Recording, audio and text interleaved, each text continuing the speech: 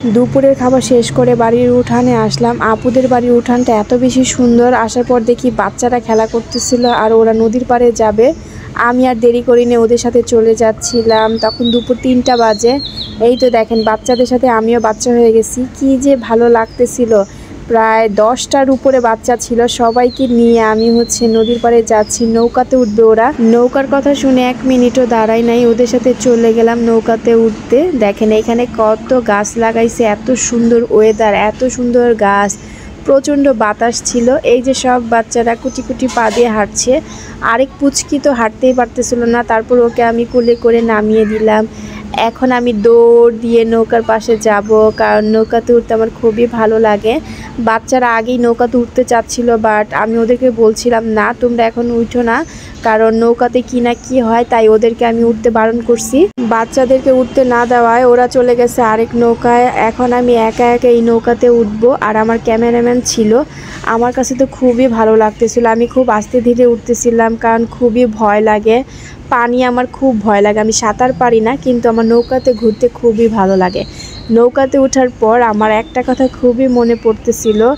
আমি অনেক বছর আগে আশুলিয়াতে গেছিলাম। আশুলিয়া থেকে আরেকটা মামার বাসায় গিয়েছিলাম, নামটা আমার মনে নাই। ওইখানে নামা ছিল। সেই নামাতে গিয়ে এত বেশি মজা করছিলাম। পানি ছিল, নৌকা ছিল, বড় বড় ট্রলার ছিল, ওগুলোতে উঠে আমি ভিডিও বানাইছিলাম। তখন আমি ব্লগ করতাম না, বাট অনেকগুলো ছবি তুলছিলাম। তো আমার সেই কথা মনে পড়ে গেল। আর লাবিব উঠছিল। তারপর লাবিবকে বললাম, বাবা তুমি আমাকে একটু ভিডিও ক্লিপ নিতে দাও, তুমি দুষ্টামি করো না।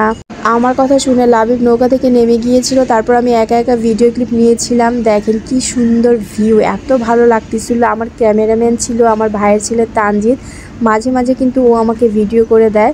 এই বইটাটা দেখে আমার বইটা বাইতে ইচ্ছে করতেছিল, বাট আমি তো বইটা বাইতে পারি না। তারপর আর কি তানজিৎ পুরো নদীর ভিউটা নিল, এত সুন্দর ছিল। এটা কিন্তু ইসাপুরার একটু সামনে, পাতুইরা বাজারের একটু আগে। আপনারা চাইলে বর্ষাকালে বা যখন বৃষ্টি আসে তখন কিন্তু নদীতে ঘুরতে এই এলাকায় আসতে পারেন। এত সুন্দর ওয়েদার।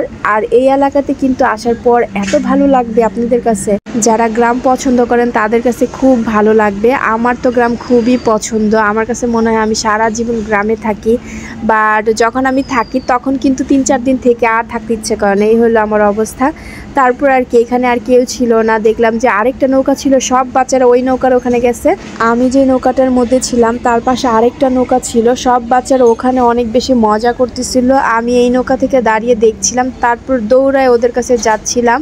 যার পথে দেখলাম এখানে বিভিন্ন রকমের শাক, কলমি শাক, হেলঞ্চি শাক, গিমা শাক, দেখে তো আমার খুবই ভালো লাগছে। আমার নিতে ইচ্ছে করতেছিল, বাট আমরা তো বেড়াতে গেছি তাই আর শাকগুলো নিতে পারলাম না।